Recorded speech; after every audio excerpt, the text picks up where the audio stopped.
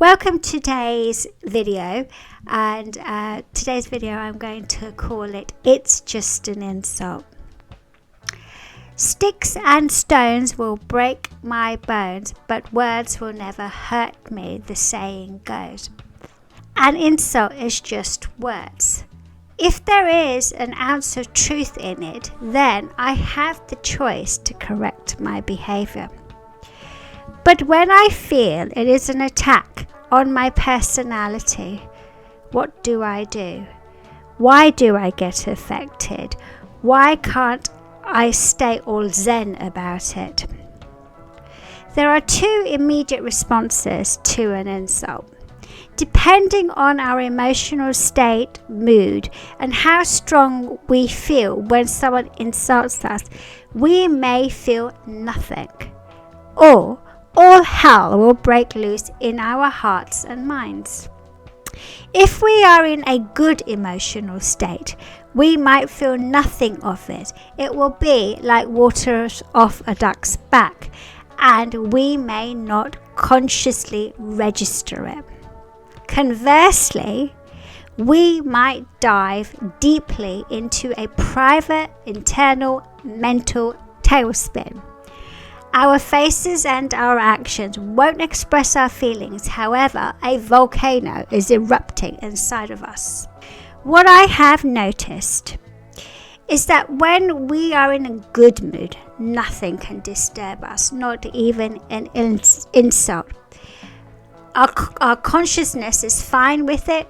There's no sweat. However, our subconsciousness has registered it, and it is locked away to erupt at a later point in time. As the days roll by, or it might even be the next day or later that same day, or weeks or months later, that we might feel, hey, hold on, that hurt.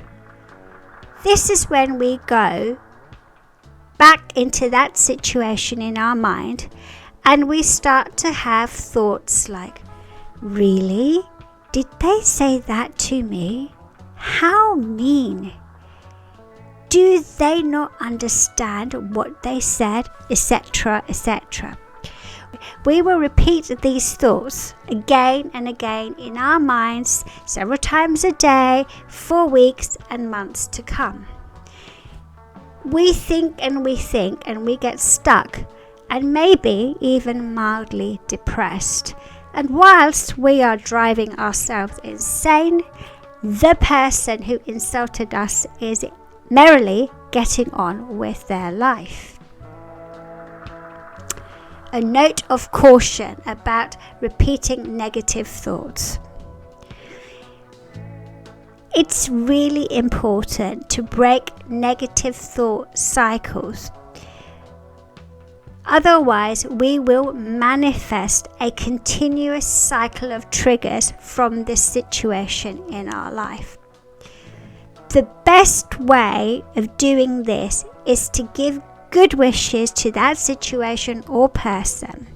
This will break an invisible connection we have with them, making it much easier to break free from being triggered. What I have learned, there is a spiritual law, a universal law that states, lessons repeat until they are learnt. I'll repeat that. Lessons repeat until they are learnt. That is, the situation or the person will come into our lives until we learn the lesson we need to from them.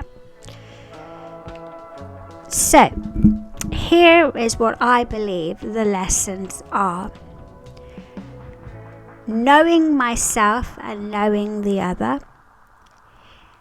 Having a still mind to understand myself well enough to know my triggers. Building up my self-worth and self-respect. Stopping the cycle of negative thoughts towards that person and wish that person well. This will stop the insults and the trigger cycle. Not to get stuck in anger and complaining. It's a choice to remain stuck. Recognize that we can't change the other, we can only change ourselves. Learn to see with both eyes and listen with both ears. And understand that sometimes the person is trying to trip us up deliberately. But be careful here, don't blame them without looking at yourself and understanding what your triggers are. How can we break this cycle? When we become still inside, confident in our own skin, we can begin to see things clearly. The more we start to love ourselves, break the pattern of negative self-talk, we get stronger within ourselves. It might be necessary for a short period of time to distance ourselves from that person. Creating space to heal, journal, meditate, practice affirmations, and read books to help us get past this. As we become quietly stable in our lives, with a little distance, we begin to see where we trip up, how they make us trip up, and how our negative self-talk and other issues in our lives have led us not to catch any games that they are playing on us. We need to go into hibernation for a little while to give us a chance to build up our internal strength. When we become more silent and stable within ourselves, we can actually see and listen clearly to life. That is, when we can see that person is playing a game with us and is deliberately tripping us up. Let me repeat that. So when we become more still and stable with ourselves, we can actually see and listen clearly to life. That's when we can see when that person is playing a game with us and is deliberately trying to trip us up. Embrace the opportunity of being in this trigger situation again. Obviously, we can't avoid this person or these people or the situation forever. Actually, it's a good test paper to see if we get triggered or not. It's a good way to see how far we have come. We can see how far we have come and how we have learnt or not learnt, or how much we have to learn still. It will take several iterations before we become bulletproof, especially if this has been an issue for several years. Don't forget to celebrate each baby step forward and keep at it. And remember, lessons repeat until we've learnt them. So each time we go into the cycle of hibernation, meeting that person again and seeing how well we don't get triggered and how well we see the truth of what the situation is, we win at it, and therefore we win at the baby step. So to conclude, I know that this is painful, insults hurt us, but I also know the joy of getting past it because I've done it myself. The only person I can change is me. I can't change them. When I love myself, I quiet my internal chatter. I can see, I can listen, I can discern clearly, and I won't get triggered anymore. That person may change, may not change. It won't matter. But I will be in a position of strength and kindness to offer that person good wishes from afar, because I now realize the games they play. And to get to this piece will take several rounds of the lesson will repeat until I learnt it principle. But I will learn it and I will get there. It will just take a little bit of time because it depends how long I've been battling with this person, this situation, this insult. So I hope you found this little chat about it's just an insult, because really truly it's just words. But it's just sometimes we are cluttered in our own mind and in our own headspace, and we do not have the internal power or strength to be able to see the difference.